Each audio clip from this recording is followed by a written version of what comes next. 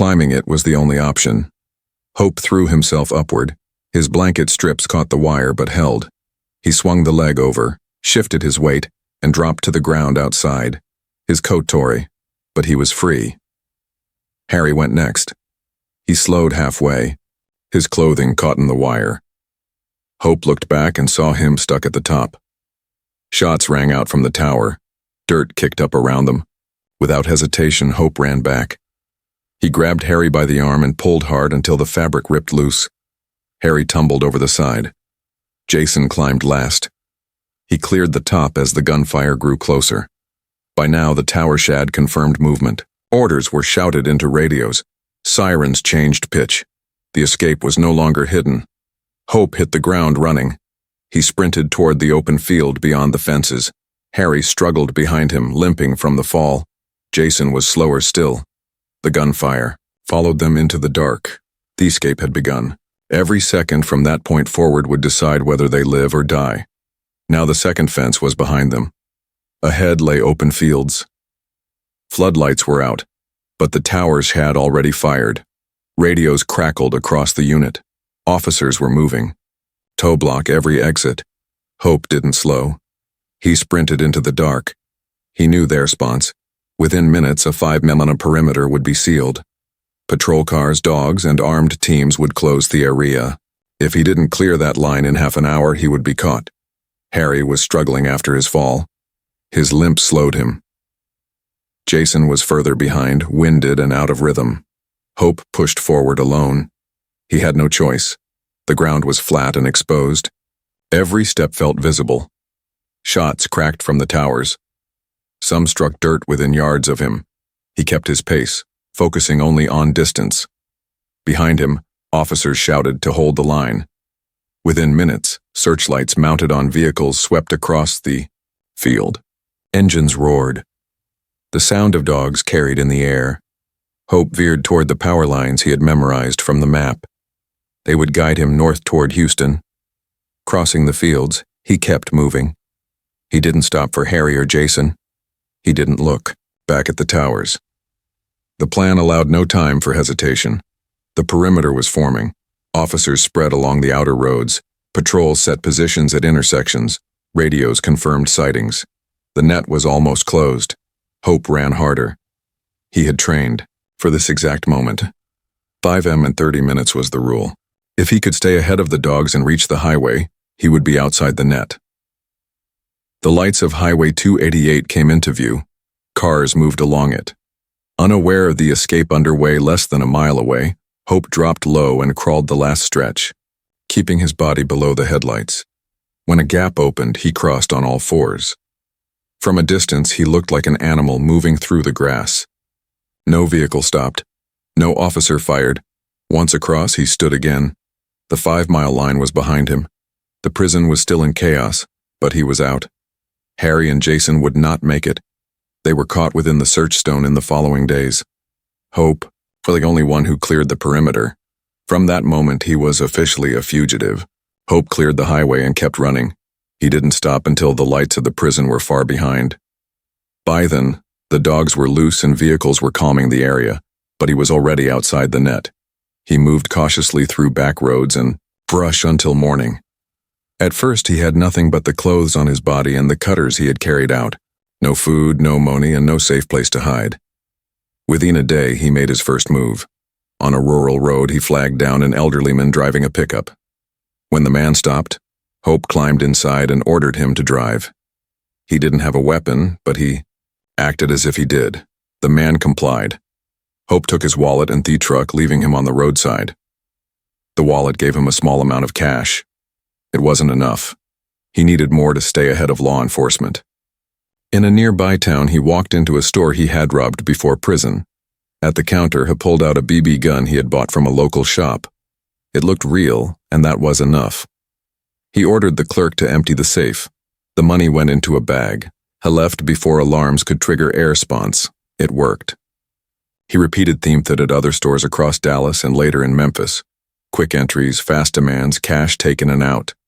The BB gun stayed hidden until the last second. Clerks assumed it was real. The money gave him mobility. He bought clothes, rented, cheap motel rooms, and stayed on the move. In Memphis, he used stolen cash for nights in bars and casinos. He dated women, spent freely, and lived as if the manhunt wasn't closing in. But the robberies drew attention. Police linked the pattern to his past crimes. Investigators confirmed he was active again, and that meant he was close. Every robbery narrowed the search. Hope didn't care. He was free, and he was determined to enjoy it while it lasted. The first sightings came quickly. Convenience stores and small businesses across Texas began reporting late-night robberies. Witnesses described a man wearing dark clothes, often with his face partially covered. The method was consistent. A weapon shown or implied, money demanded, no unnecessary words exchanged. It was the pattern of someone moving fast and leaving before police could respond.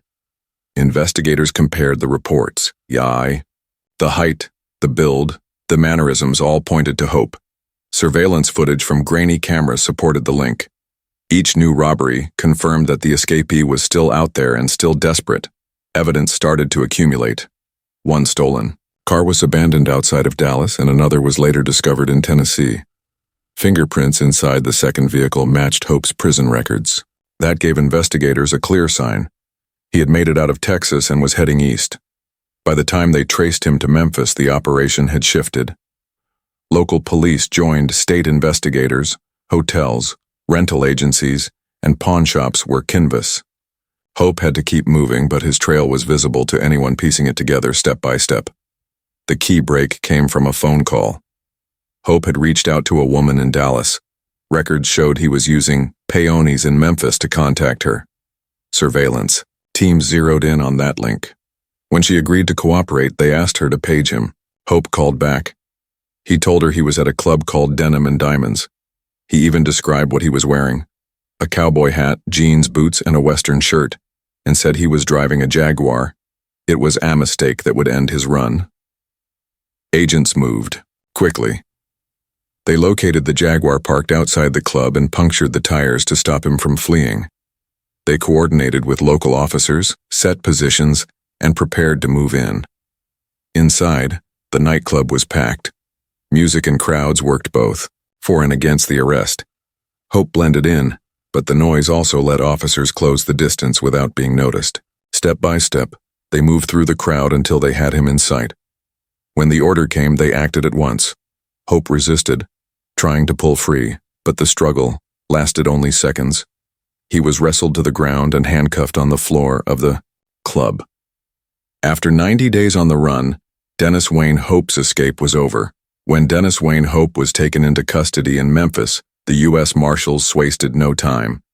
He was booked locally, then transferred under heavy guard back to Texas. For officials, the response was to make sure it never happened again. Hope was returned directly to the Texas Department of Criminal Justice.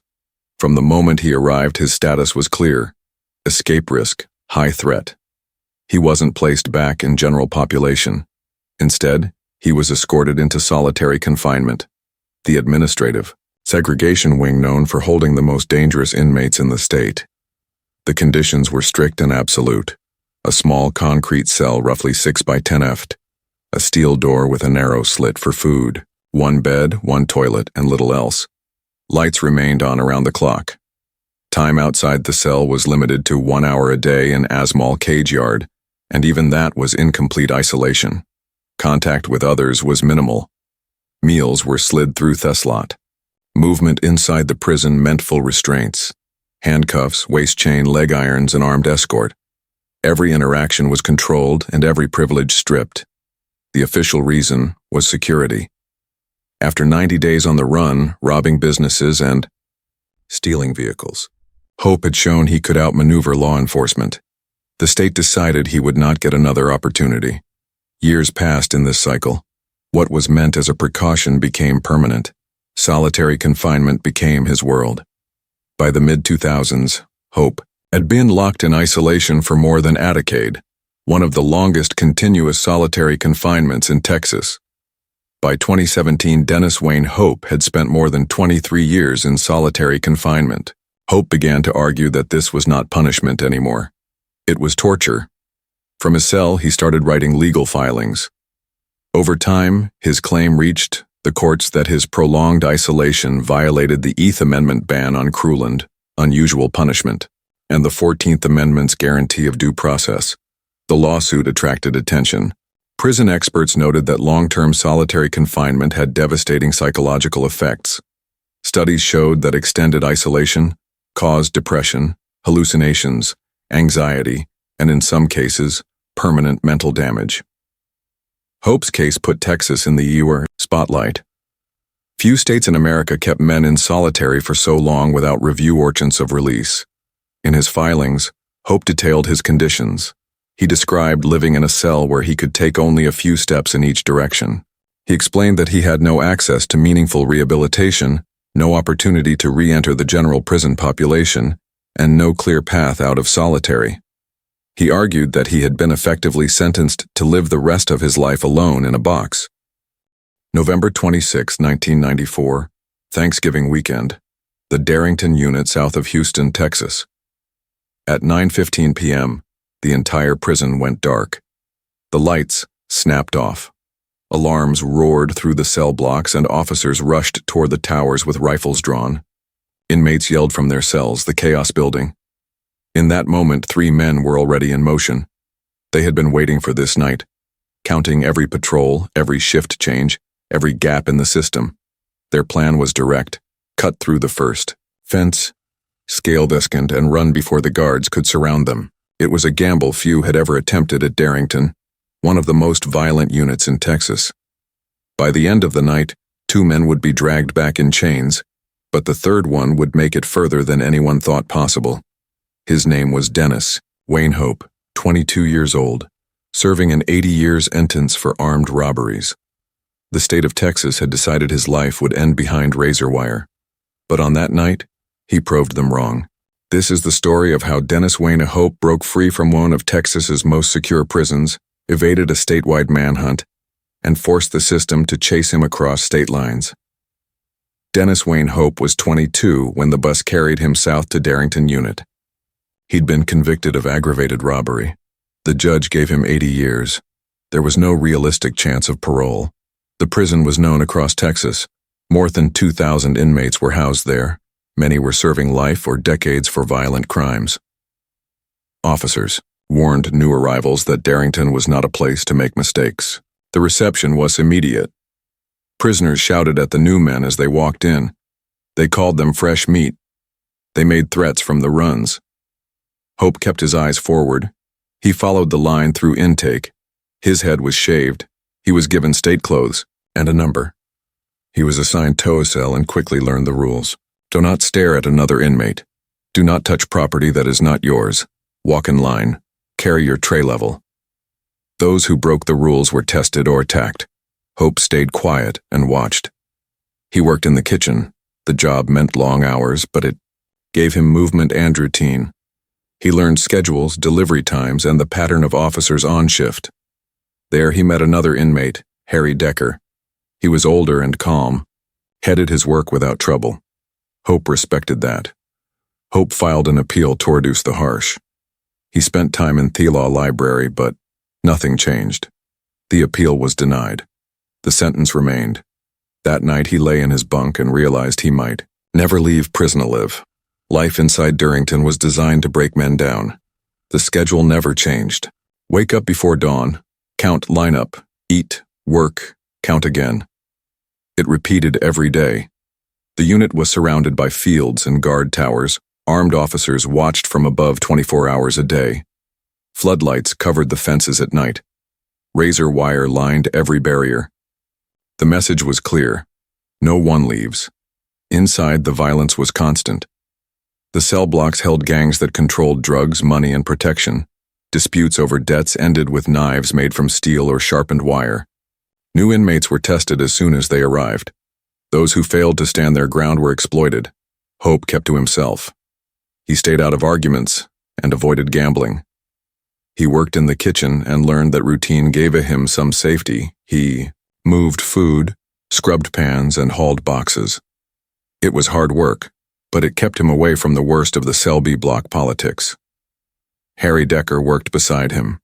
Harry was older and respected. He gave Hope simple advice. Don't lie, don't steal from other inmates, and don't rely on promises. Hope listened. In a place where most words meant nothing, Harry's advice carried weight. But even with their routine, the threat of violence never left. The riot in the mid-90s proved that. One moment the wing was loud with shouting. The next, inmates were bleeding on the floor. Guards used force to regain control. Bodies were carried out on stretchers. Hope saw it firsthand. The riot made him understand how little control he had over his own survival. If the wrong group targeted him, there would be no warning, no appeal, no chance. From that day forward, Hope stopped thinking about years or decades.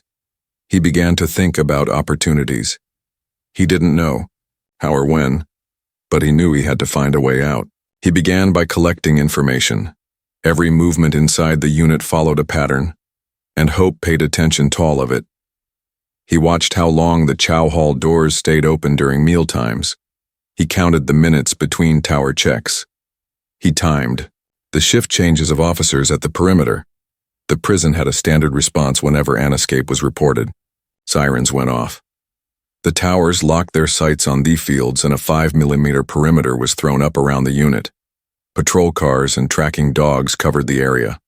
Hope saw what happened when other inmates made attempts. Some were reckless, others poorly planned. None of them got far. But each failure gave him more information about how the system reacted. That was when he set himself a rule. If he ever went for the fence, he had to be outside that 5-mile perimeter within 30 minutes. If he couldn't, he'd be caught. Hope began running every day with that time in his head. He treated every yard session as a test. Could he cover the distance fast enough? Could he maintain his pace without breaking down? His background in cross-country gave him an advantage, but prison had taken away years of freedom. He forced himself, built his endurance until 5 men became routine. The next step was tools. The fences were reinforced with razor wire. Cutting through them with bare hands was impossible. Hope arranged a quiet deal with an inmate who worked maintenance. In exchange for extra food from the kitchen, he received a pair of wire cutters. They were small enough to be hidden, but strong enough to slice the wire. He tested them behind the kitchen where a storage cage held the ice machine. With no one watching, he clipped a strand of wire. The cut was clean. The tool would work. He returned it to the freezer, hidden beneath boxes of meat. To give himself more leverage, he later added copper pipes over the handles, turning them into extended grips. But getting through the fences wasn't the only challenge. Dogs were used on every manhunt.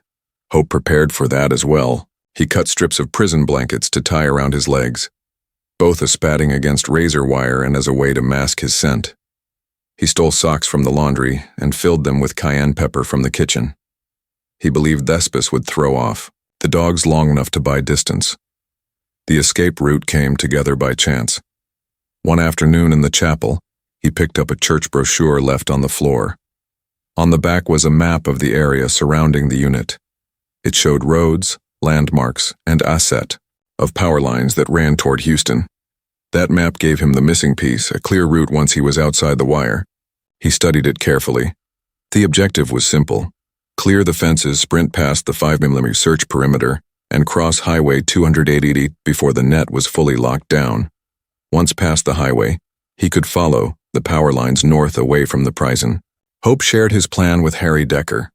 Harry had been steady in the kitchen. He listened and agreed. Both men knew the risk. Getting caught meant years added on top of their sentences or being shot outright. But Harry also knew what Hope did. 80 years left no other future. Later, a third man entered the picture, Jason Montgomery. He worked near the boiler room and had knowledge no one else did. He knew where the generator was located. If that generator could be shut down, the lights over the fences would go out. The towers would lose visibility even for a few minutes. That advantage could be the difference between freedom and a body on the ground. With Jason's involvement, the plan gained shape. The sequence was clear.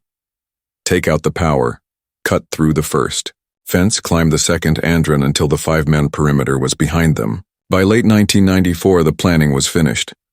Hope had the cutters modified with copper tubing for extra leverage.